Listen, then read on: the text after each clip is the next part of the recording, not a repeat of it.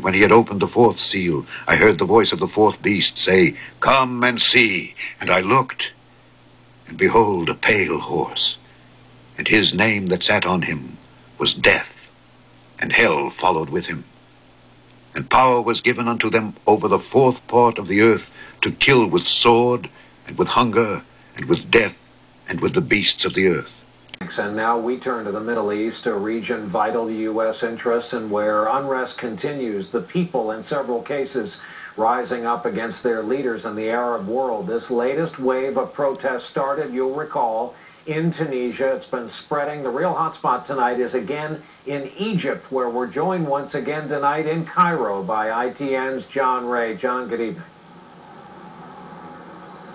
Good evening, Brian. Well, for a second day, people took to the streets here, angrily protesting against unemployment and high prices and demanding that President Hosni Mubarak go. And for a second day, government forces cracked down hard.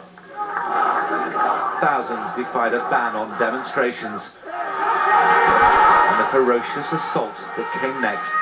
Riot police chased down a crowd outside Cairo's court buildings, beating those who could not get away. As police advanced, reinforcements swiftly followed. The authorities had promised to crack down here today, and now it's happening. They've just charged into the crowd.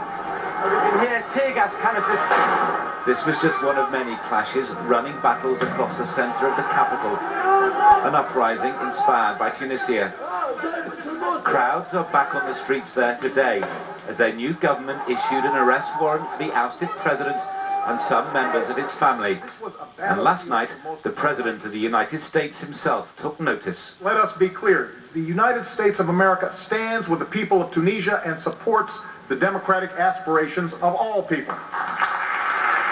No specific mention of Egypt or its President Hosni Mubarak, for 30 years the United States' best friend in the Arab world. But today, a blunt message from Secretary of State Hillary Clinton. And we urge the Egyptian authorities not to prevent peaceful protests. Yet as darkness fell, the confrontations continued. So did the clampdown, so did the protests. Scenes that a week ago nobody would believe they would ever have witnessed here. So far in these clashes, 3 protesters and 1 policeman have died. If there is much more blood spilt, then Egypt's Western allies might be asked to choose between president and people. ITN's John Ray. John, our thanks for your reporting from the streets of Cairo there today.